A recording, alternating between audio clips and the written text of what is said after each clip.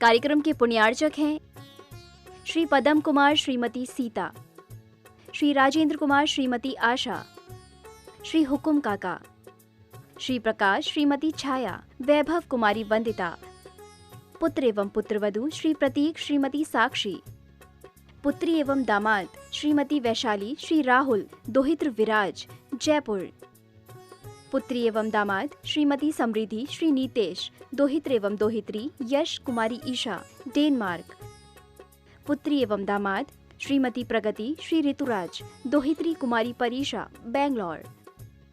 Firm Jainco enterprises private limited 592 welcome tower Dadawadi Kota Rajasthan. AA class contracts.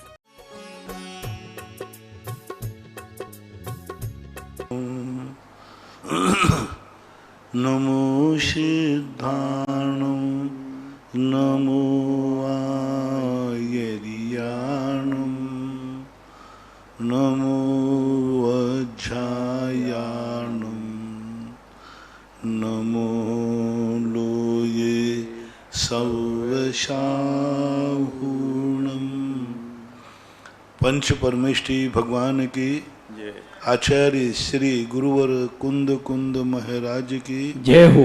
आचार्य श्री गुरुवर विद्यासागर महाराज की जय हो। परम पूज्य आध्यात्मिक संत निर्यापक श्रमण मुनि पुंगव श्री सुधा सागर जी महाराज की जय। श्री धैर्य सागर जी महाराज की जय। पूज्य श्री से प्रार्थना। पूज्य मुनि श्री के चरणों में नमोस्तु। मुनि श्री, कुछ दूरस्थ लोगों के प्रश्न लेकर के हम उपस्थित हुए हैं। पहला प्रश्न है श्रीमती चंदा डॉक्टर मगन जैन आष्टा मध्य प्रदेश से। परम पूज्य गुरुदेव नमोस्तु भगवन। जिज्ञासा, वैयावृत्त को अंतरंग तप किन कारणों से कहा गया है? वैयावृत्त का फल क्या है? वैयावृत्ति को अंतरंग तप इसलिए कहा गया क्योंकि इसमें परिणामों में मान को मारना पड़ता है। विनय वैयावृत्ति, विनय के बाद उन्होंने वैयावृत्ति को रखा। प्रायश्चित विनय वैयावृत्ति, क्योंकि उसमें जब वैयावृत्ति करेगा तो उसको झुकना पड़ेगा, पैरों का कांटा भी निकालना पड़ सकता है, बीमारी में उसके कफ को भी हाथ में लेना पड़ता है, कुछ भी करना पड़ता है। तो अंतरंग से जब तक मान को नहीं मारेगा, विनयशील नहीं होगा, वैयावृत्ति हो ही नहीं सकती। क्योंकि हैकड़ वाला व्यक्ति वैयावृत्ति नहीं कर सकता। इसलिए अंदर से ग्लानि को जीतना, ग्लानि भाव अंदर से ही जीता जा सकता है। किसी के लाख उपाय करने से कोई चाहे तो नहीं हो सकता।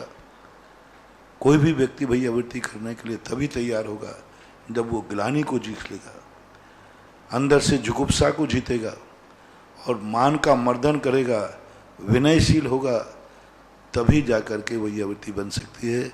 इसलिए अंतरंग तप में लिया, विनय को भी अंतरंग तक में लिया, क्योंकि मान का मर्दन बिना अंतरंग परिणामों से नहीं होता। और वैयावृत्ति अज्ञानी सामान्य जो संसारी प्राणी हैं, हर व्यक्ति वैयावृत्ति नहीं कर सकता। सेवा करना और वैयावृत्ति में अंतर है। सेवा आजीविका के लिए की जाती है, उसमें स्वार्थ होता है। सेवा आजीविका के लिए कभी भय से भी की जाती है, वैयावृत्ति तो स्वेच्छा से की जाती है। आजीविका का पर्पस नहीं है वैयावृत्ति में, इसका नाम ही वैयावृत्ति है।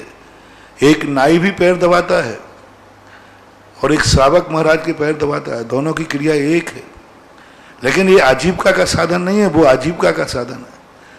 जब यही वैयावृत्ति सेवा का रूप ले लेती है तो आजीविका का साधन, और आजीविका का जो साधन बन जाता है उसको वैयावृत्ति हमारे जैनागम में नहीं कहा। जैनागम में यही कहा कि जिनकी वैयावृत्ति करें तो आजीविका का साधन नहीं बनाए, भय से ना करें, लोभ से ना करें, और पात्र की वैयावृत्ति की जाती है। सेवा पात्र कुपात्र किसी की भी कर सकता है, उसको तो आजीविका करना है। सेवा करने वाला ये नहीं सोचता कि कौन सा व्यक्ति है, वो शराबी के भी पैर दबा सकता है, शराबी को भी पानी पिला सकता है, शराबी की भी सारा चाकरी कर सकता है, क्योंकि आजीविका पर्वत है। लेकिन वैयावृत्ति पात्र की जाती है, जो गुणों में विशेष हैं। हमारे यहाँ वैयावृत्ति के पात्र भी कहे, पात्र के नाम दिए कि किन किन की भैयावृत्ति की जाती है। इसलिए भैयावृत्ति के 3 कारण हैं। पहला कारण तो है कि वह अपने जुगुप्सा, घृणा, गिलानी को जीतता है, इसलिए अंतरंग है। दूसरा कारण आजीविका नहीं है, मात वह भैयावृत्ति निस्वार्थ भाव से करता है। तीसरा, अपने से अधिक गुणवानों की भैयावृत्ति करने से अपने में गुण प्रकट होते हैं।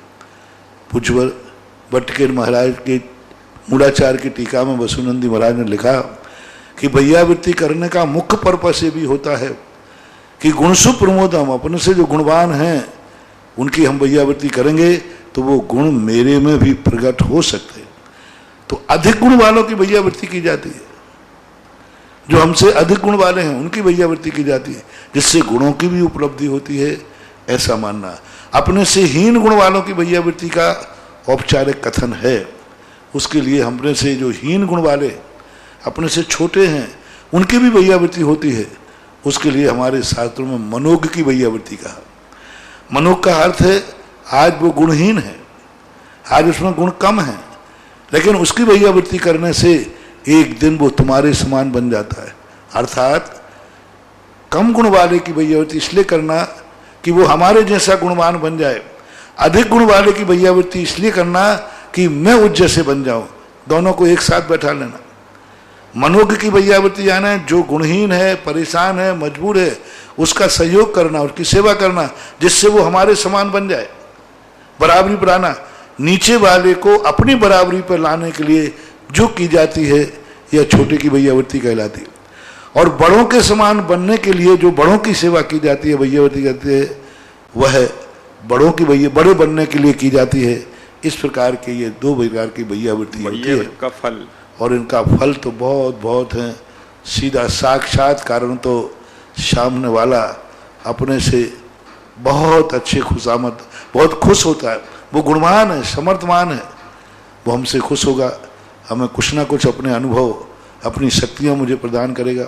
हीन गुण वाले के करेंगे तो वो हमारा उपकार मानेगा, हमारे जीवन में कभी काम आएगा। दूसरा, वज्रसम नाराज संगन, शक्ति, निरोगता। निरोगता, जितनी अपन सेवा करेंगे भैयावृत्ति की तो हमारे लिए निरोगता आएगी, वज्रसम नाराज संगन आएगा। बहुत से कारण, तीर्थंकर प्रकृति के बंध का कारण भी कहा है कि तीर्थंकर प्रकृति के बंध का कारण है। उच्च गोत्र के बंध का कारण कहा, क्योंकि उसमें व्यक्ति अपने आप के मान का मर्दन करता है, तो उच्च गोत्र का बंध होता है, तीर्थंकर प्रकृति का बंध होता है, निरोगता आती है, वज्रसम नाराज संगन आता है। भीम के संबंध में यही आया, भीम की असाधारण शक्ति क्यों हुई, तो पूर्व भाव की भैयावृत्ति का फल है। ऐसे और भी अनेक कारण हैं। महेंद्र जैन इंदौर से पूछते हैं, नमोस्तु गुरुवर, परम पूज्य आचार्य भगवान कहते हैं कि साधुओं की शोभा साधनों में नहीं साधना में है, जिसकी जितनी साधना उनकी उतनी शोभा। महाराज जी, साधनों से हमें क्या आशय लेना चाहिए, कृपया स्पष्ट करें। साधनों का अर्थ सीधा सा अर्थ होता है यंत्र, मोबाइल है, लैपटॉप है, और भी साधन हैं, घोड़ा है, गाड़ी है, वैभव है, भक्त लोग हैं, ये सब साधन है। जितने भी बाह्य कारण हैं उन सब साधन। इस साधु के पास कितने साधन हैं, चांदी का सिंहासन है, इसके भगत कितने हैं, इतने हजारों भगत हैं।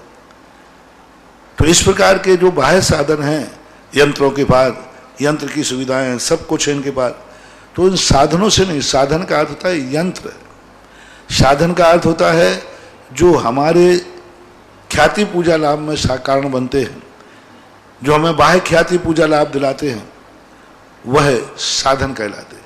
अब बाह्य ख्याति पूजा लाभ के लिए साधन कुछ भी हो सकता है। हम एक किताब लिखते हैं, किताब भी साधन हो सकते हैं। हम एक प्रवचन देते हैं, ये भी साधन हो सकते हैं। हम तुम्हें आशीर्वाद देते हैं, ये भी साधन हो सकता है। हम तुम्हें मंत्र देते हैं, ये भी साधन हो सकता है। क्योंकि हम साधन, जिस साधन के माध्यम से हमें ख्याति पूजा लाभ मिलता है, जिस साधनों के माध्यम से हमें भोग विलासता, बहिर्पना मिलता है, वे सब साधन कहलाते हैं। और साधना का अर्थ है, साधना से ख्याति पूजा लाभ नहीं मिलता, साधना से पूज्यता मिलती है, मंगल पद मिलता है, उच्च पद मिलता है, गुणों में वृद्धि होती है। और साधु जितना पूज्य बनता जाएगा, पूज्य बनने के लिए साधना ही जरूरी है। ऐसा साधन और साधना में अंतर समझना चाहिए। रविंद्र कुमार जैन रोहिणी दिल्ली से पूछते हैं, नमोस्तु गुरुवर। गुरुवर, पंच परमेष्टि के 5 रंग किस आधार पर रखे गए, कृपया समाधान देवें। इनके संबंध में कोई हमें प्राचीन कोई विशेष प्रकार का मूल परंपरा में कोई उल्लेख नहीं मिला। कुछ बात के आचार्यों ने इसका उल्लेख किया है रंगों को लेकर। जब इस पे हमने विचार किया कि रंगों के आधार पर कैसे व्यवस्थित किया जाए, तो इनका जो नेचर है, इनका जो बीजाक्षर है, इनके जो बीजाक्षर हैं, जैसे अरहंत भगवान का हिराम, हिरीम, जब इनका नेचर देखा, इनका रंग देखा, इनका स्वाद देखा, तो उन परमेष्टि से मिलता हुआ पाया गया। क्योंकि लाल सिद्ध भगवान का रंग लाल है, हिरीम बीजाक्षर है। अब हिरीम बीजाक्षर का अर्थ होता है सब कुछ भस्म कर देना, सब कुछ नाश कर देना, कुछ भी नहीं बचना, सब कुछ नाश कर देना। कर्म नौ कर्म द्रव्य मल माव, पूरा संसार का संपूर्ण नाश करने वाला। क्योंकि लाल रंग अपने आप में अग्नि का प्रतीक है, और अग्नि में जो भी समाहित होगा सब भस्म हो जाता है। तो जो कुछ भी था, जो विवाह पद्धतियां थी, जो नष्ट करना, जबकि जब भी किसी सोने को अपन शुद्ध करते हैं, अग्नि के हवाले करते हैं, सारी गंदगी नाश कर देता है, लेकिन वो गंदगी सोने को नाश नहीं करती, वो अग्नि गंदगी को नाश कर देगी, सोने को नाश नहीं करेगी। इसलिए अरहंत भगवान का शुक्ल वर्ण क्यों कहा? क्योंकि अरहंत भगवान परम करुणाधारी, सारी दुनिया में हमेशा एक ही भावना भाते हैं, हरी भरी दिखती रहे धरती शानोर, सुखी रहे सब जीव जगत के, कोई कभी न घबरावे, बैर पाप अभिमान छोड़ जग नित्य नए मंगल। अरहंत भगवान तीर्थंकर जगत को हरा भरा देखना चाहते। अरहंत भगवान जो तीर्थंकर बनते वो ये भावना नहीं बाते संसार का नाश हो, सब कुछ नाश हो। वो कहते संसार अच्छा हो, हरा भरा हो, व्यवस्थित हो, अनैतिक कार्य नहीं हो, सुखी रहें सब जीव जगत के, कोई कभी ना घबरावे, बैर पाप अभिमान छोड़ जग नित्य नए मंगल। ये शुक्ल परिदेश्य वाला ही कर सकता है। इस भाव को लेकर हिरीम बीजाक्षर, हिराम हिरीम नहीं हिराम अरहंत भगवान का, उसका कलर भी यही है।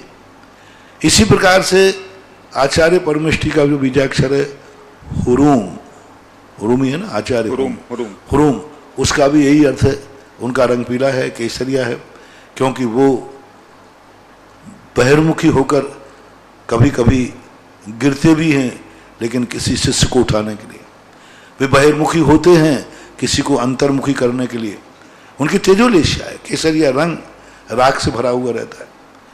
आचार्य परमेष्टि का जो वर्णन किया है पूज्य द्रव्यशंकरकार ने, उन्होंने स्पष्ट किया कि अपम परम च झुंझई सो आयरिय नमो जायो। अपम परम च झुंझई, कितनी बड़ी बात उन्होंने कही। उन्होंने स्पष्ट उल्लेख किया, दंसन नान पहाने वीर्य चारित्र वर तवा यारो, अप्पा परम च झुंझई सो आयरिय नमो जायो। तो अब देखो, अपम परम च झुंझई, जो पर में भी युक्त हैं, क्योंकि राग भाव है, इसलिए उनकी पीला रंग कहा, तेजोलेशिया है उनकी, क्योंकि वो पीला रंग उनका अपने आप में राग का प्रतीक है। लेकिन राग कैसा है? रेड कलर नहीं, केसरिया कलर, हल्दी कलर। तो आचार्य परमेष्टि कुचित पर में भी झुंझते हैं, पर में भी युक्त होते हैं, इसलिए उनका पीला कलर होता है। उपाध्याय परमेष्टि का हरा कलर कहा।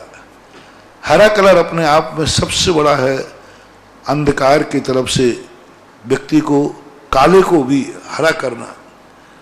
काला रंग अलग चीज है, हरा रंग एक अपने आप में एक भेद विज्ञान का प्रतीक होता है। हरा रंग अपने आप में काले रंग में से भी अपनी एक प्रकार की एनर्जी, हरियाली को प्राप्त करना, यानी उपाध्याय परमेष्टि अज्ञान बांटते हैं, हमेशा वो ज्ञान की बात करते हैं। चारित्र की, वो तो आचार्य परमेष्टि हो गए, ज्ञान के प्रचार करते ये। और साधु का नीला कलर किया, नील बसंत पर रंग उछलना क्या। साधु वो शक्ति होती है जो ना दुनिया से कोई मतलब नहीं, कैसा भी रंग चढ़ जाओ उन पर कोई रंग ही नहीं चढ़ता, यानी सबको समाहित कर लेते। कितना भी दुश्मन आ जाए, कितना भी विपरीत आ जाए, उनके मार में कोई फर्क ही नहीं पड़ता। शेर आ जाए तो कोई फर्क नहीं पड़ता। आचार्य को विकल्प आता है संघ का, मुनिराज को कोई विकल्प नहीं आता। वो अपने आप में लीन हो जाते, बोले क्या लेना देना है। तो इस प्रकार का भाव पक्ष की तरफ से जब हमने देखा और बीजाक्षरों की तरफ से जब हमने देखा, तब इनके कलरों के अंदर इस प्रकार की परिणति पाई गई। फिर इनके और उपबीजाक्षर भी हैं, जैसे सिद्ध भगवान के 7 बीजाक्षर होते हैं, और उसमें कुछ बीजाक्षर ऐसे हैं जो बीजाक्षर सिद्ध भगवान के नेचर वाले 7, अरहंत के 9, ऐसे और भी बीजाक्षर हैं इनके ऊपर मैं धीरे धीरे कभी कभी चिंतन करता हूँ बीजाक्षरों को लेकर के। तो ये कलरों के रंग उनसे मिलते हैं, बहुत कुछ मिलते हैं। अब कोई स्पष्ट आगम में प्रमाण नहीं मिल रहा है, आगम में इस प्रकार का विश्लेषण नहीं मिल रहा है कि यह कलर इन परमेष्टि का इसलिए रखा गया, ऐसा कोई उल्लेख हमें प्राचीन आचार्यों में देखने को नहीं मिला। यह जो मैंने चिंतन किया अन्य शास्त्रों से, अन्य बीजाक्षरों से, अन्य वास्तु आदि शास्त्रों को पढ़ने के बाद इस प्रकार का चिंतन में आया, ऐसा माना जाए। वंदना जैन भिलाई रिसाली छत्तीसगढ़ से पूछती हैं, नमोस्तु गुरुवर, नारायण कृष्ण और लक्ष्मण जी पर जब दिव्य अमोघ अपराजित सुदर्शन चक्र द्वारा शत्रुओं द्वारा चलाया गया, तब उनके आयु कर्म की उदीर्णा नहीं हुई, लेकिन दूसरी ओर तिनके के समान साधारण से तीर ने कृष्ण जी की और एक झूठे समाचार ने लक्ष्मण जी की आयु कर्म की उदीर्णा करा दी, ऐसा क्यों? सुदर्शन चक्र से नहीं हुआ? सुदर्शन चक्र दूसरे ने चलाया, रावण ने चलाया तो इनकी उदीर्णा नहीं हुई। किनकी? लक्ष्मण जी की। और कृष्ण जी के ऊपर चलाया कंस ने उधर, तो कृष्ण जी की आयु की उदीर्णा नहीं हुई उस समय। ये क्या है, एक तीर से हो गई। ये नियोग पद्धति कहलाती है। वो चक्र से हत्या होने का सवाल, चक्र इनके पास आना था। वो तो हर नारायण के पास पृथ्वी नारायण से चक्र आता है। ये नियोग परिणति है। एक चक्र किसी को दुनिया को चल जाए तो वैसे ही कट जाए, लेकिन वो नहीं कर सकते, बाहुबली नहीं करें, कुटुंब विचरण नहीं चलता। इसी प्रकार वहां जब पृथ्वी नारायण चलाएगा तो नारायण पे चलेगा ही नहीं, वो नियोग है। अब नियोग के लिए अपन कुछ भी कह नहीं सकते।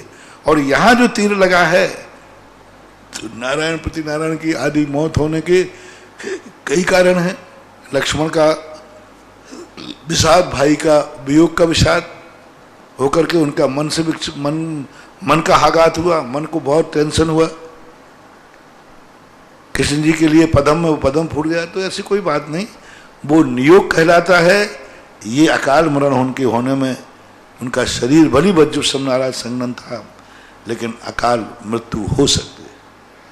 विद्या जैन बड़ा गांव धसान, गुरुदेव श्री सहस्त्रनाम जी पाठ की प्रस्तावना में एक पद्य में कुछ अंतर पाया जाता है, इसमें सही क्या है बताने की कृपा करें। वृषभोसी जग ज्येष्ठा गुरु गुरु गुणोदय ही नाभेयो नाभि संभूते ऋक्ष्वाकुकुलन्नाः, और कहीं पुरु पुरु गुणोदय ही शब्द आया है, कृपया अर्थ सहित बताने की कृपा कीजिए। अब इसमें थोड़ा टीका में देखना पड़ेगा। आचार्य जयसेन स्वामी महाराज की जो महापुराण, क्योंकि ये जो शंभु स्तोत्र है जिनसेन स्वामी का, जिनसेन स्वामी का, जिनसेन दो साहसकार नाम अपने यहाँ मिलते हैं, एक पंडित आशाधर जी का और एक जिनसेन स्वामी का। तो ये जिनसेन स्वामी का है, तो आदि पुराण के अंदर इसका पाठ देखना पड़ेगा कि उन्होंने मूल प्रति पे क्या पाठ लिया है, ऐसा देख लेंगे।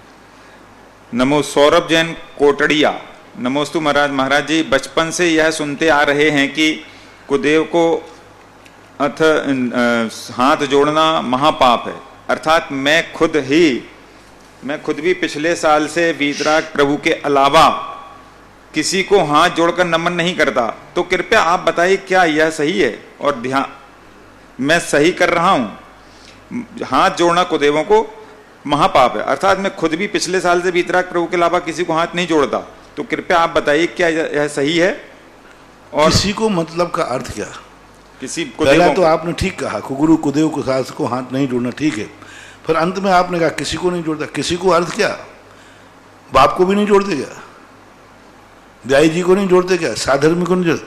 देव कुगुरु कुगुरु उनको देव मान के मत जोड़ना। सामान्य में यदि आपका राजा आएगा तो उसको जोड़ना पड़ेगा, रिश्तेदार आएंगे तो जोड़ना।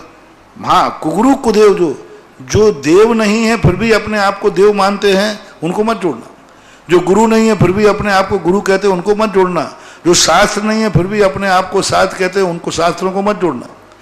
लेकिन व्यवहारिकता में जो आपका पारिवारिक स्तर है, ज्येष्ठ बड़े भाई बड़े पिता आदि, इनमें इनके लिए हाथ जोड़ने आदि के लिए निषेध नहीं है, लेकिन कुगुरु कुदेव के साथ को नहीं जोड़ना बहुत ठीक है, सही है। रूपा जैन हस्तिनापुर से पूछते हैं, महाराज जी मुझे किसी महाराज ने नियम दिया था कि हस्तिनापुर के बड़ा मंदिर में दीपक नहीं जलाना, और मैं यहाँ घी दान देना चाहती हूँ आरती के लिए, क्या मैं दे सकती हूँ या नहीं? ये कमेटी की व्यवस्थाएं हैं, वहाँ की जो परंपराएं हों, व्यवस्था हों, जिस मंदिर की जो व्यवस्थाएं होती हैं उन व्यवस्थाओं को देखकर काम करें, विवाद नहीं करें, राग द्वेष नहीं करें, जो शांति से हो सके उस कार्य को करें। धर्म की क्रियाएं, वह क्रिया किसी प्रकार के मान नहीं है जिसमें कसायों में उद्रेक आए, राग द्वेष बढ़े। एक क्रिया कम हो लेकिन शांति होती है तो क्रिया से भी ज़्यादा मूल्यवान है।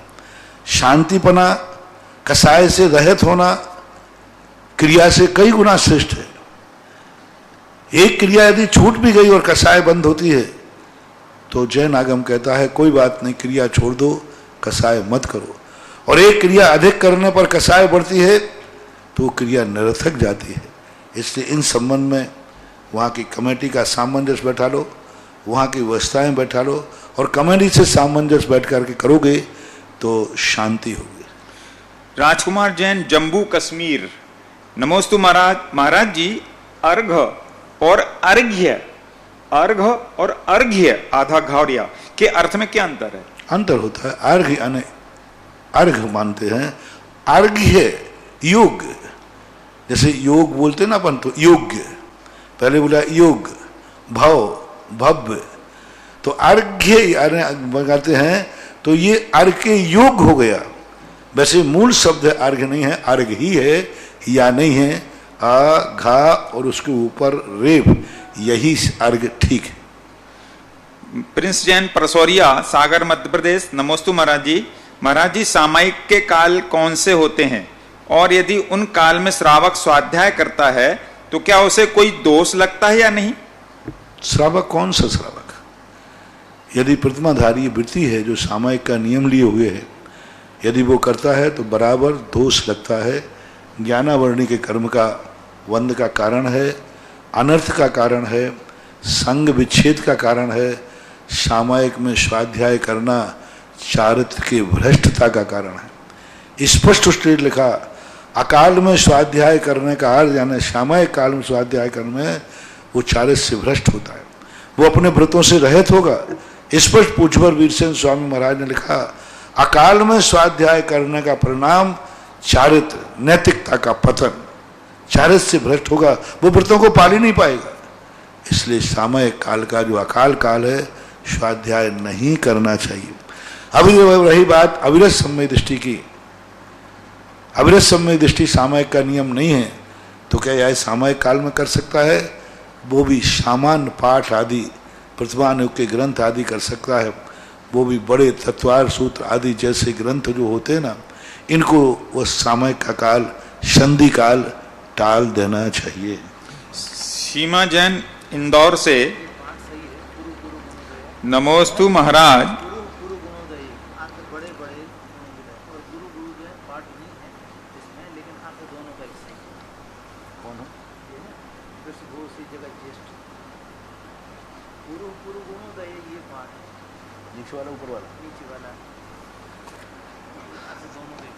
कौन सा राग श्लोक है?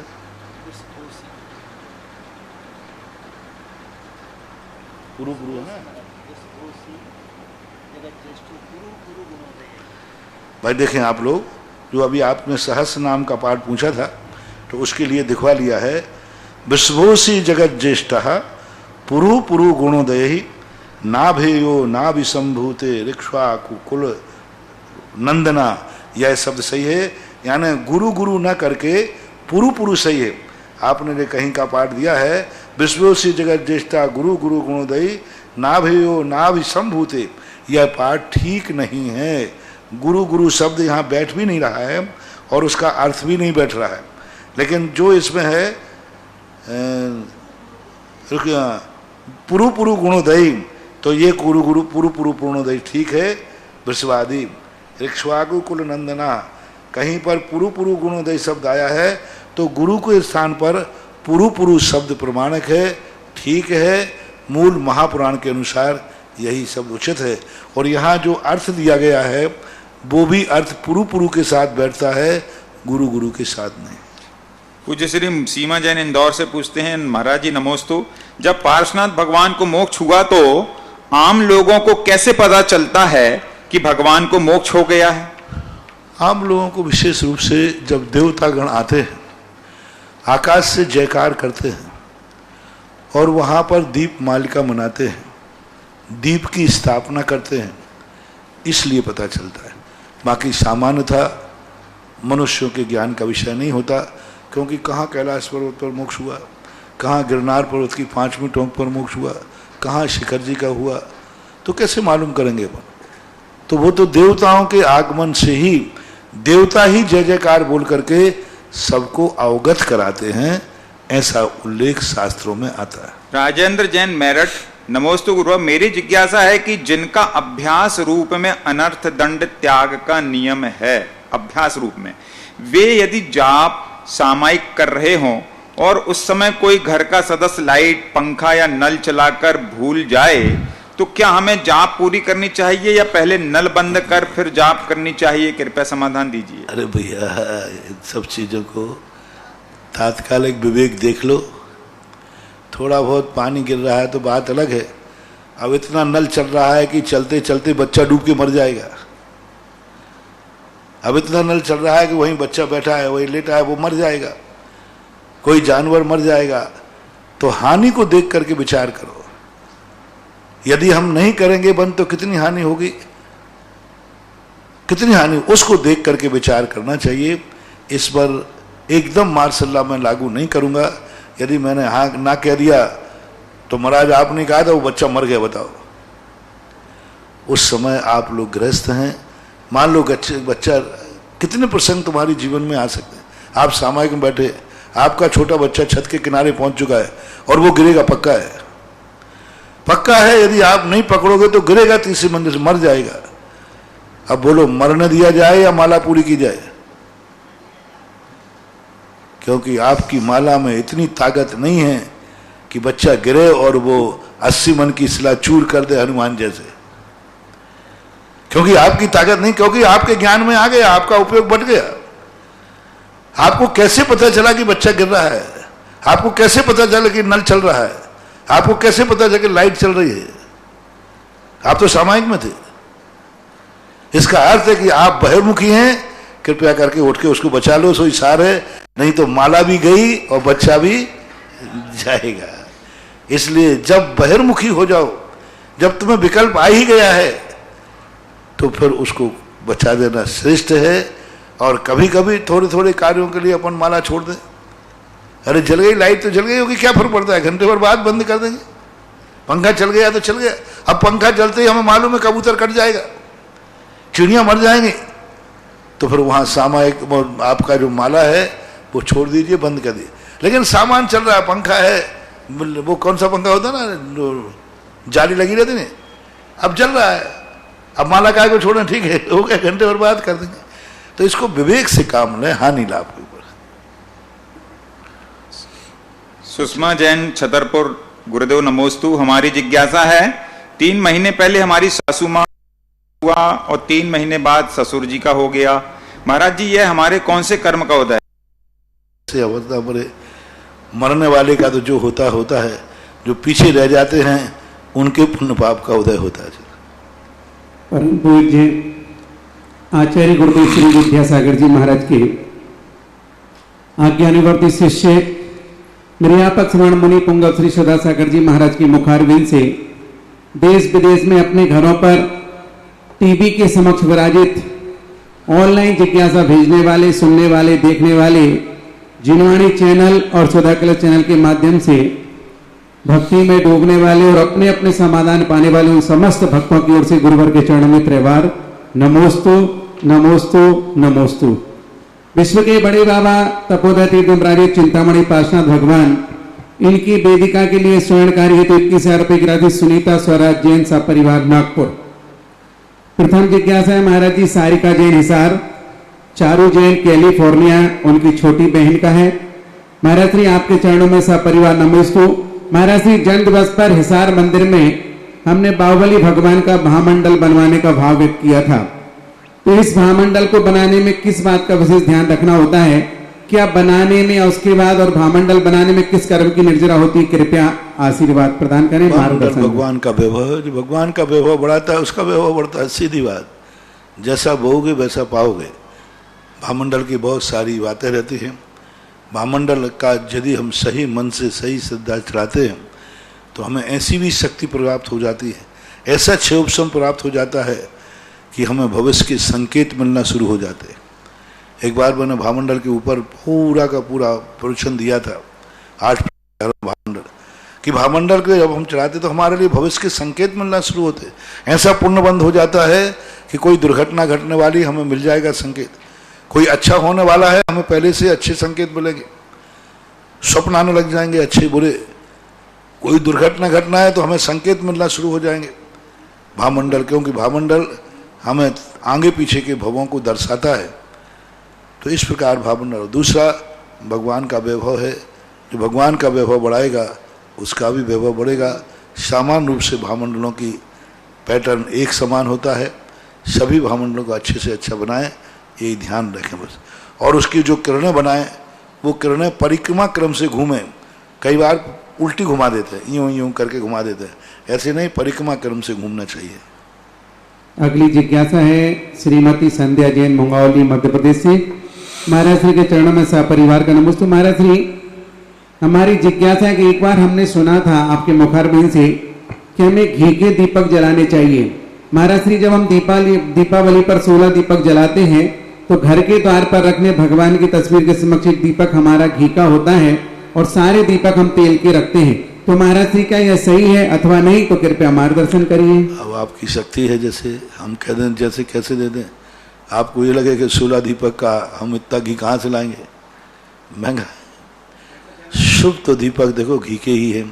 हमारे शास्त्रों में 3 दीपकों का उल्लेख मिला है, घृत दीपक, कपूर दीपक और रत्न दीपक। तेल दीपक का जिनेन्द्र देव के गुरु के लिए कभी नहीं जलाना चाहिए, उस निमित्त से नहीं जलाते। एक प्रकाश के निमित्त से जलाने में कोई आपत्ति नहीं है, लेकिन पूजा के निमित्त से तो घृत का ही चलना चाहिए। आपके पास घृत की कमी हो तो सबसे बढ़िया कपूर है, अपने थोड़ी देर जलता है, आपका दस्तूर भी पूरा। पर लेकिन तेल के दीपक का उल्लेख, इतने सारे वर्णन मिले। दीप की पूजाएं कम से कम नहीं तो मैंने 20-25 पूजाओं को देखा, पुरानी संस्कृत पूजाओं को भी देखा कि दीप के में क्या आता है। जैसे आप लोग पढ़ते ना पुष्प में, नैवेद्य में कि भाई ये चीज़ें ला रहा है, घी बार चांदी आदि बहुत सारे, तो ऐसे मैंने कहा दीपक में लिखेंगे कि फलाने का तेल, फलाने का तेल, फलाने का तेल, ऐसा। लेकिन अभी तक मुझे किसी भी पूजा में तेल के दीपक का उल्लेख नहीं मिला। घृत मिला है, घृत कपूर सजाए के ऐसा उल्लेख आया है, तो नहीं करना चाहिए मेरी दृष्टि से। अगली जिज्ञासा है पवन कुमार जैन सागर नमोस्तु। महाराज जी गुरुवार हमारे पैतृक गांव में जिस स्थान पर हमारा घर बना है वहां से करीब 100-150 वर्ष पहले बिना शिखर वाला मंदिर था, जिसे हमने स्थानांतरित करके दूसरे जगह पर बना लिया है, दूसरे शहर में शिफ्ट कर दिया है। तो गुरुवार मेरी जिज्ञासा कि क्या ऐसे स्थान पर निवास योग्य है या नहीं, और अगर नहीं तो उसके प्रति हमारा क्या कर्तव्य होना चाहिए? उस स्थान के निवास के लिए, अब वो गृह चैत्यालय था या पूरा चैत्यालय था, पूरा चैत्य, कम से कम उस स्थान की नींव तक खोदना पड़ेगा। नींव के खोद करके उतनी मिट्टी को अलग करके पुनः दूसरी मिट्टी को स्थापित करते हैं, फिर उपयोग में लाया जा सकता है। क्योंकि नींव में उसका मंदिर का शिलान्यास हुआ है, मंदिर के यंत्र की स्थापना की, मंदिर के संकल्प की स्थापना की, मंदिर के नाम की शिला की स्थापना की। तो जहाँ तक उसकी नींव है वहाँ तक पूरा खोद करके उस मटेरियल को आपको अलग करना पड़ेगा और दूसरा मटेरियल लाया जाए और फिर भी वहाँ कर एक शांति कर्म, शांति विधान आदि करके उस भूमि को परिवर्तित करना पड़ेगा, क्योंकि वो भूमि संकल्पित भूमि है धर्म के लिए। और आप परिवर्तित करना चाहते हैं तो उसे शांति कर्म, अग्नि आदि का प्रयोग करके उस स्थान को शुद्ध किया जाएगा। पहले तो मिट्टी को हटाया जाएगा, नींव तक उसकी दीवारों को खोदा जाएगा और नींव के बराबर सारी मिट्टी पूरे जितने बाई जितने का है उसको हटा करके फिर शुद्धिकरण करके उसके लिए फिर बाद में उपयोग किया जा सकता है। तपोदय तीर्थ, बिजोली और चंद्रोदय तीर्थ चांदखेड़ी के लिए एक ही समिति दिगंबर जैन महिला महासमिति मधुसाहिक करण जैन कोटा से इन्होंने दोनों क्षेत्रों पर असीम कालीन भक्तांबर हेतु अपने नाम की स्वीकृति दी। एक बार उनके भावों के सम्मान में तालियां। अगली जिज्ञासा स्वप्निल पाटिल, चिंपरी, कोल्हापुर। नमोस्तु महाराज जी, हम लोग जब पूजा करते हैं तो पूजा करते समय निर्माल की थाली का स्पर्श करना नहीं चाहिए ऐसा कहा जाता है, लेकिन शास्त्र के अनुसार उसके पीछे क्या लॉजिक है? उसका लॉजिक यही है कि जब वस्तु त्याग दी जाती है तो हमारे लिए अछूत हो जाती है और वो किसी को समर्पित कर दी गई है तो वह हमारे लिए, चाहे बलि भगवान के लिए क्यों ना हो, यदि हमने दे दिया है, समर्पित कर दिया है चरणों में, तो चढ़ाने के बाद वो हमारे लिए अनुपसेव हो जाती है। और अनुपसेव वस्तु को छूना भी ठीक नहीं है। छूने का अर्थ इतना ही है कि हमें उसे ग्रहण नहीं करना चाहिए। अगली जिज्ञासा अनुज जैन बंडा। नमोस्तु महाराज श्री। महाराज श्री, पुण्यहीन व पुण्यशाली जीव हम किस प्रकार समझे? क्योंकि यदि चतुर्थ काल में आदिनाथ भगवान का पड़गान राजा श्रेयांश के यहाँ हुआ तो चक्रवर्ती तो एक ही होते हैं, तो क्या जितने उस समय मुनि हुए चक्रवर्ती के यहाँ ही आहार करते रहेंगे? क्या उस समय 24 भगवान राजा व वैभवशाली थे, पर पंचम काल में जितने भी मुनि हुए हैं वे सामान घर से हैं, तो उनके आहार भी सामान घर में होंगे, तो फिर कहाँ पुण्यहीन, कहाँ धन की अपेक्षा से, धर्म की अपेक्षा से? देखो, हर व्यक्ति की क्वालिटी है। तीर्थंकरों की व्यवस्था थी, सामान्य के संबंध में मैंने कुछ नहीं कहा। सामान्य के संबंध में इतना पुण्य तो हो कि वो पुण्य की अंजुली में रखने लायक हो। ठीक है, तीर्थंकर थे तो महान पुण्य आत्मा जीव थे, लेकिन और मुनिराज भी क्या पापात्मा थोड़ी है। लेकिन पुण्यहीन इतना है कि वो गृहस्थ के पास कि इतना पुण्य नहीं है कि उसको खाने को रोटी नहीं है। अब वो क्या देगा? अब कर्जा करके देगा कि भीख मांग के लाएगा? तो पुण्यहीन की कोई परिभाषा नहीं बनाई मैंने कि पुण्यहीन का अर्थ इतना हो। पुण्यहीन का अर्थ है कि क्या वो देने के लायक है। ऐसे कुल में जन्म गया, नीच कुल में, जहां मुनिराज को हाथ दे ही नहीं सकता, तो अभी पुण्यहीन है कि नहीं? पुण्यहीन है, नहीं दे पाया, नीच कुल में जन्म गया। ऐसे शराबी पापी कुल में जन्म गया जो कुल से कलंकित कुल है, पहले से माँ बाप कलंकित है, अब वो क्या हार दे पाएगा? तो पुण्यहीन का अर्थ मां धन से ही मत लगाना। पुण्यहीन की अनेक परिभाषा है। कलंकित कुल है, यह भी पुण्यहीनता है। नीच कुल है, यह भी पुण्यहीनता है। अंधा है, यह भी पुण्यहीनता है। और ऐसा धन कमा, आजीविका है, ऐसा धंधा पानी है कि हिंसा के साधनों से कमा रहा है, गलत साधनों से कमा रहा है, यह भी पुण्यहीनता है। तो पुण्यहीनता को आप मात्र धन से ही ना आंकें। पुण्यहीनता का अर्थ होता है पवित्रता का अभाव। यदि पवित्रता से रहित है वो पुण्यहीन ही कहलाएगा। और पुण्यहीन व्यक्ति पुण्यवान को पचा नहीं पाएगा। पुण्यहीन के यदि पुण्यवान चले भी जाएंगे तो ध्यान रखना वो आहार ही नहीं करा पाएगा, विघ्न आ जाएगा, अंतराय कर पड़ जाएगा, महाराज को आहार ही नहीं करा पाएगा, क्योंकि पुण्यवान है वो पुण्यहीन है। और महाराज चले भी जाए, मैंने उदाहरण भी दिया था, चले गए तो अंतराय आ जाए, क्योंकि पुण्य की हीनता है। अंतराय अकेले महाराज के कर्म से नहीं आता। अंतराय दो है महानुभाव, लाभांतराय और दानांतराय। मुनिराज का लाभांतराय कर्म का उदय हो सकता है, लेकिन तुम्हारा भी तो दानांतराय कर्म का उदय है। तुम्हारे आहार नहीं देना यही तो पुण्यहीनता है।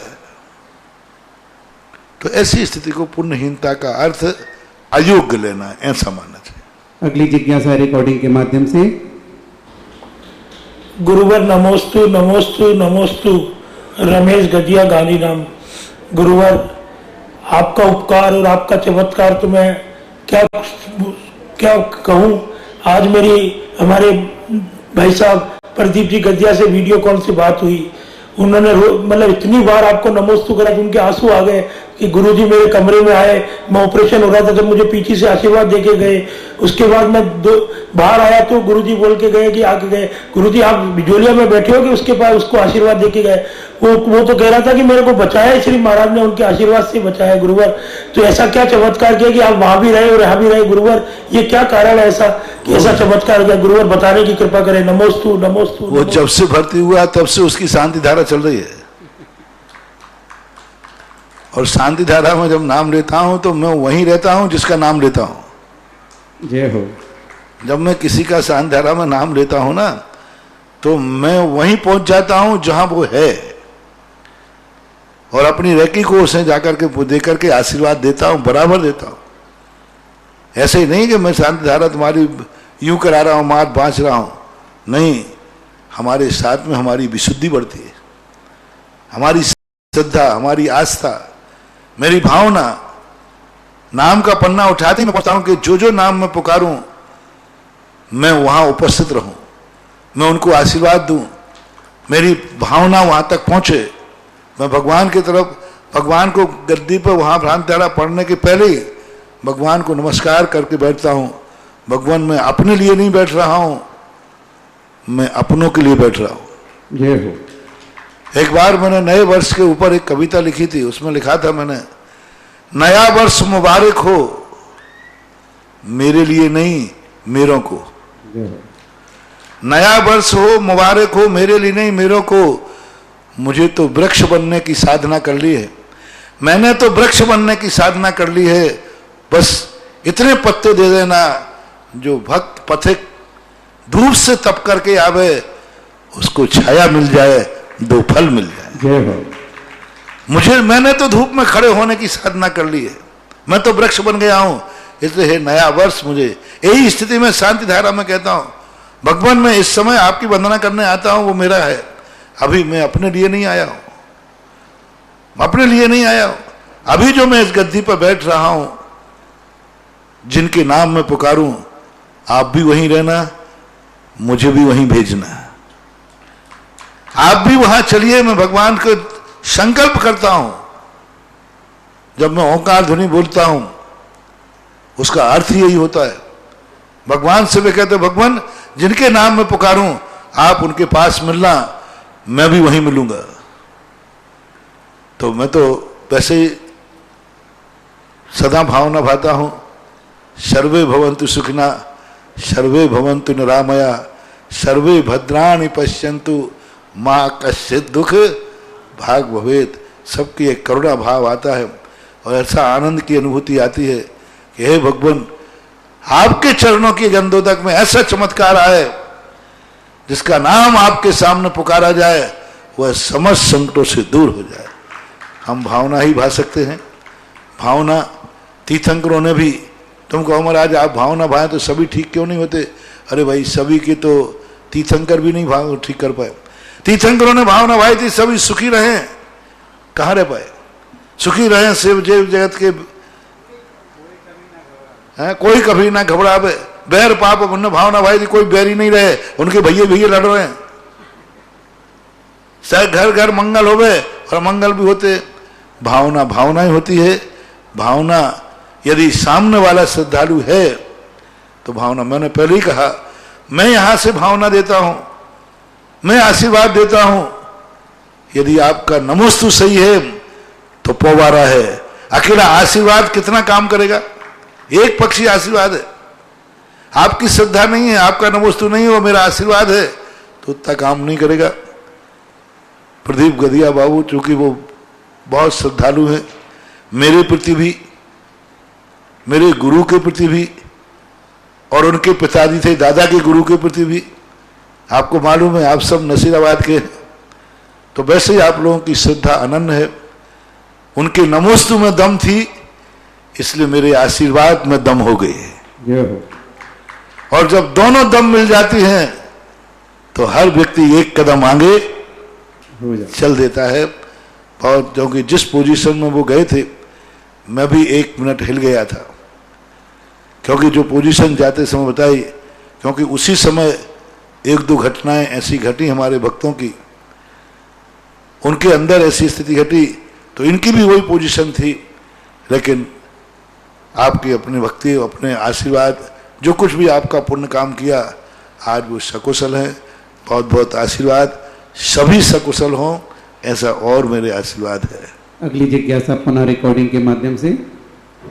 नमोस्तु महाराज श्री, आपके पावन पवित्र चरणों में मेरे और मेरे परिवार का बारंबार नमस्ते। महाराज श्री, मोहिनी कर्म के क्षय से अरहंत भगवान के अनंत सुख प्रकट होता है, और वही सुख मोहिनी कर्म के क्षय से सिद्ध भगवान के सम्यक रूप में प्रकट होता है। तो महाराज से अरहंत भगवान और सिद्ध भगवान के सुख में क्या अंतर है, कृपया समझाएं। ये 8 कर्मों से 8 गुणों का प्रकट होना युक्ति युक्त बैठ नहीं रहा है। इसके संबंध में बहुत सारी विचारधारा है। छायक सम्यक दर्शन तो 4थे गुण स्थान में हो गया, मोहिनी कर्म का 10वें गुण स्थान में क्षय हो गया, पर वहां पर सम्यक गुण के उपलब्ध नहीं कहा। भगवान के 40 गुणों में सम्यक तो नहीं आता, अनंत चतुष्टय में सम्यक नहीं आता। हाँ, जो 9 लब्धियां पूज्यवर उमा स्वामी महाराज ने कही, वो जरूर अरहंतों में घटित होते हैं। उनमें छायक सम्यक दर्शन और छायक चारित्र लिया है। अरहंतों के 9 लब्धियां होती हैं। छायक भाव कितने होते हैं? 9। तो 9 छायक भाव जरूर अरहंत भगवान के घटित किए हैं। तो वहां तो बात बन जाती है कि अरहंतों के भी वह प्रकट हो गया छायक दर्शन। लेकिन जब मूल गुणों के, जब 46 मूल गुणों का वर्णन किया, अनंत चतुष्टय का किया, उसमें यह नहीं आया। लेकिन सिद्धों के 8 गुणों में सबसे पहला गुण सम्यक्त दिया है। तो ये कर्मों के क्षय की व्यवस्थाएं बैठ नहीं रही हैं। कही हैं शास्त्रों में, प्राचीन शास्त्रों में भी नहीं है, बाद के अर्वाभीन शास्त्रों में भी 9वीं 10वीं शताब्दी के बाद ही इनका कथन विशेष रूप से मिलता है। अब इसको कैसे सामंजस्य बैठाला जाए, ये बैठालना बहुत थोड़ा कठिन है, बैठ नहीं रहा। अगली जिज्ञासा पुनः रिकॉर्डिंग के माध्यम से। परम पूज्य निर्यापक श्रमण के चरणों में हम सबका कोटिशाह नमन। मुनि श्री, एक जिज्ञासा है कि जो पंच परावर्तन कहे हैं, क्या वो पंच परिवर्तन एक साथ ही शुरू होते हैं, क्या अलग अलग होते हैं? यदि एक साथ ही हम उनको मानते हैं तो भाव परिवर्तन तो संगी पंचेंद्री मिथ्या दृष्टि जीव जघन्य स्थिति को बांध करके उसको उत्कृष्ट स्थिति तक बनवाया है। तो यहाँ तो पंचेंद्री हो जाता है, जबकि और देखा जाए तो लब्धिया पर्याप्त से शुरू वहां परिवर्तन हो रहा है, काल परिवर्तन भी ऐसे चलेगा। तो फिर ये एक साथ होंगे तो कैसे होंगे या अलग अलग होंगे, ये कुछ समझ नहीं आया। जिज्ञासा है। हमारे यहाँ शास्त्रों में 2 व्यवस्थाएं हैं। जैसे पर्याप्तियां होती हैं, एक साथ शुरू होती है लेकिन पूर्ण क्रम से होती है। इसी प्रकार पंच परावर्तन एक साथ शुरू होते हैं लेकिन पूर्ण एक साथ नहीं होंगे। शुरुआत आप कहीं से भी कर लीजिए। मान लीजिए आप शुरुआत के लिए हमारे यहाँ कराने का अर्थ कुछ परिवर्तन ऐसे हैं। अब जैसे नित्य निगोष के जब तक नहीं निकला है, कोई परिवर्तन क्या बनाओ, कौन सा परिवर्तन बनाओ? काल परिवर्तन बन जाएगा, भाव परिवर्तन बन जाएगा, कर्म नो क्षेत्र परिवर्तन तो बनेगा ही नहीं, क्योंकि वो नित्य निगोध के अंदर रहा। और नित्य निगोध यदि वो एक राजू का मान लेते हैं कि एक राजू में ही नित्य निगोध है, इसके भी 2 मत है कि वह नित्य निगोध जो एक राजू में ही होता है, कलंकला पृथ्वी। कई लोग मानते हैं नहीं सर्वव्यापक। यदि एक राजू में मान लेते हैं तो वो क्षेत्र परिवर्तन तो होगा ही नहीं, क्योंकि वो वहां से निकला ही नहीं। अब निकलने के बाद से यदि आप मानते हो कि नित्य निगोध से निकलने के बाद परावर्तन मानेंगे, तो वहां के बाद यदि आप परावर्तन मानेंगे तो परावर्तन एक साथ शुरू हो सकते हैं, कोई बाधा नहीं है। लेकिन पूर्ण एक साथ होंगे संभव नहीं है, क्योंकि सबकी व्यवस्थाएं अलग अलग है। भाव परावर्तन जल्दी पूर्ण होगा, सबसे बड़ा जो है भाव परिवर्तन पूर्ण होगा, क्योंकि भाव परिवर्तन, भाव की मैचिंग जल्दी होती है। पर उसके बाद कर्म नो कर्म परिवर्तन पूरा हो सकता है, क्षेत्र परिवर्तन, फिर काल परिवर्तन तो बहुत कठिन का कठिन है। तो कुछ परिवर्तन ऐसे हैं, शुरुआत एक साथ की जा सकती है जब से हम विवक्षित करें। हमें विवक्षित करना पड़ेगा कि हम कब से परिवर्तन माने। निंद्रकोश से निकलने के बाद, तब से त्रिस्पर्याय में आने के बाद, तब से वो निर्णय आपको करना है। प्रकृति अनादि अनंत है और जीव भी अनादि अनंत है, तो आपको परावर्तन कहाँ से मानोगे? अनादिकाल से जीव कहीं ना कहीं तो था, निगोद में था, तो था तो सही, परिणाम तो वहां भी हो रहे थे, लेकिन वहां के परिणाम उतने नहीं हो रहे जिद जैसे अब काल परिवर्तन करेंगे, आयु का कर्म न परिवर्तन करेंगे, तो अंतर मुहूर्त से लेकर के 33-31 सागर तक करना है। अब वो निगोदिया जीव नित्यगोद का 31 सागर तक जाएंगे ना, काल परिवर्तन तो पड़ा ही रह जाएगा। नित्यगोदिया जीव काल परिवर्तन कर ही नहीं सकता, कर्म न कर्म का परिवर्तन कर ही नहीं सकता, क्षेत्र परिवर्तन कर ही नहीं सकता, भाव परावर्तन कैसे करेगा? जितने भाव हुए सब धारण करना, अकेले एक ही भाव में बैठा हुआ है वो, तो त्रियंश भाव में, निगोद भाव में। तो ये सारी व्यवस्था हमें देखना पड़ेंगे।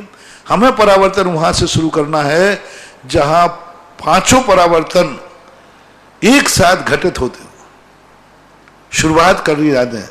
तो उस समय हमें बख्शा। अब परिवर्तन शुरू किया है, क्षेत्र परिवर्तन, मेरू पर्वत के नीचे जो 8 प्रदेश हैं वहां से परावर्तन शुरू किया। अब वो तो नित्य निगोद में पड़ा हुआ है, वहां आएगा कैसे? वहां जन्म लेगा सबसे छोटी अवगाहना में, फिर उससे एक प्रदेश बढ़ाकर एक प्रदेश। तो इन सब के लिए हमें पहले विवक्षित करें कि हम कहाँ से शुरू करना चाहते हैं, और सब परावर्तन एक साथ शुरू करें, लेकिन पूर्ण एक साथ होंगे ऐसा कोई नियम नहीं जैसे पर्याप्तियों में होता है। अगली जिज्ञासा रिकॉर्डिंग के माध्यम से।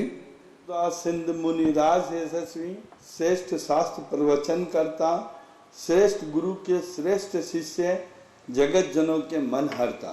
परम पूज्य 108 मुनि पुंगव निर्यापक समान जगत पूज्य ज्ञानोदय प्रेरणा श्री सुधा सागर जी महाराज के श्री चरणों में मिश्रलाल गदिया व ज्ञानोदय परिवार का नमोस्तु नमोस्तु नमोस्तु।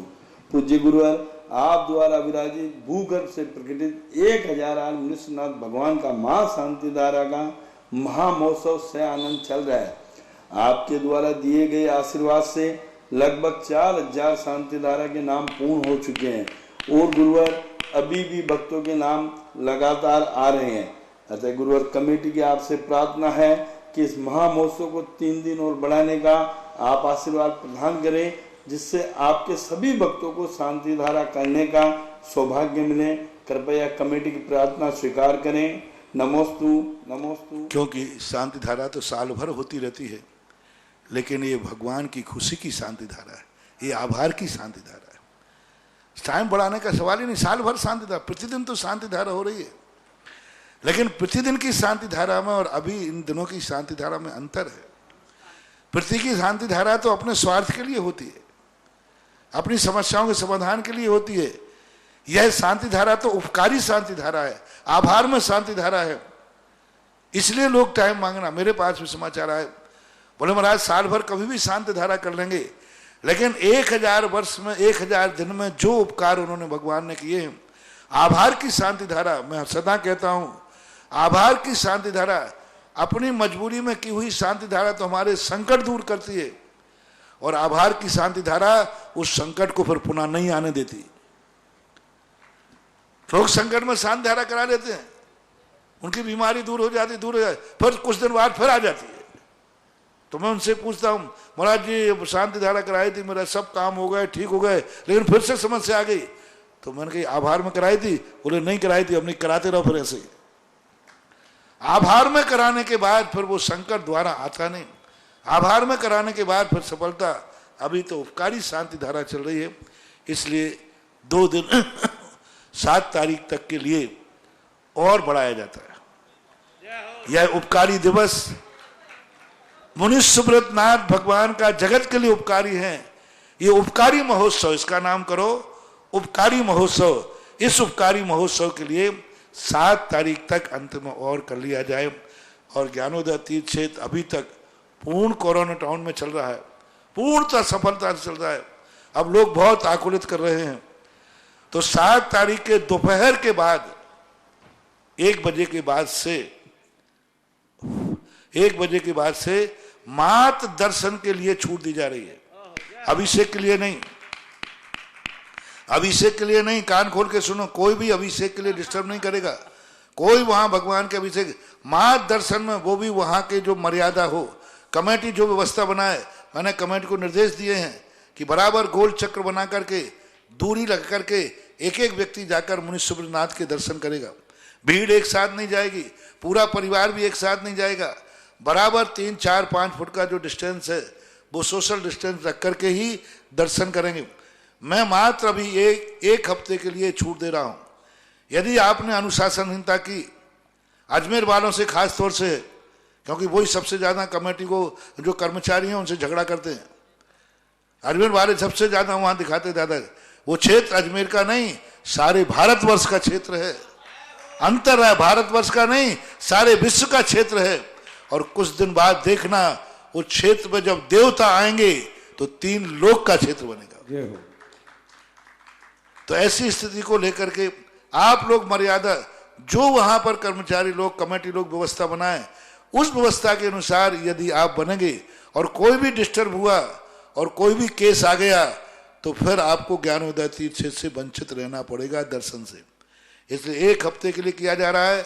1 हफ्ते यदि सही व्यवस्था रही और अनुशासन रहा तो फिर अभिषेक की छूट दी जाएगी। पहाड़ के ऊपर भी कोई अभिषेक करने अभी नहीं जाएगा, मात्र दर्शन करने जाएगा। अभिषेक किस दिन से करना है वो मैं 1 हफ्ते बाद बताऊंगा। अभी 1 हफ्ते मात्र दर्शन करने की छूट है, भीड़ भाड़ इकट्ठी नहीं और वहां घूमने के लिए नहीं। अभी जो बड़ा मंदिर है, आदिनाथ धाम है, उसमें घूमने वालों की छूट नहीं दी जा रही है, क्योंकि वो ज्ञानोदय तीर्थ क्षेत्र पूजनीय नहीं है, दर्शनीय भी है। आर के भारवल परिवार वालों ने जो आदिनाथ स्थान बनाया, वहां हजारों लोग घूमने आते शाम को। अभी लॉकडाउन में बंद है, वह अभी नहीं खोला जाएगा। आदिनाथ मंदिर घूमने के लिए नहीं खोला जाएगा, गार्डन में घूमने के लिए नहीं, सीधे मुनि सुब्रतनाथ भगवान के दर्शन करो और वापस आओ। अभी पहाड़ पे जाने की छूट नहीं दी जाएगी। मात्र मुनि सुब्रतनाथ भगवान के लोगों को आकुलता है तो वो व्यवस्था के अनुसार और मुनि सुब्रतनाथ भगवान का दर्शन करके सीधे क्षेत्र से बाहर हो जाओ। 1 हफ्ते की रिपोर्ट मैं लूंगा, उसके बाद आगे का कोई निर्णय करूंगा।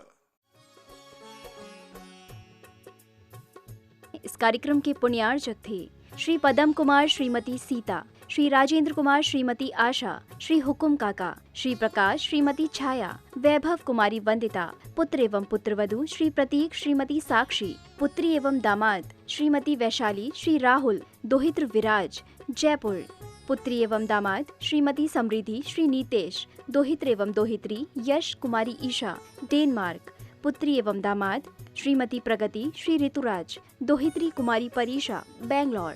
Firm Jainco enterprises private limited, 592 welcome tower Dadawadi, Kota Rajasthan. AA class contracts.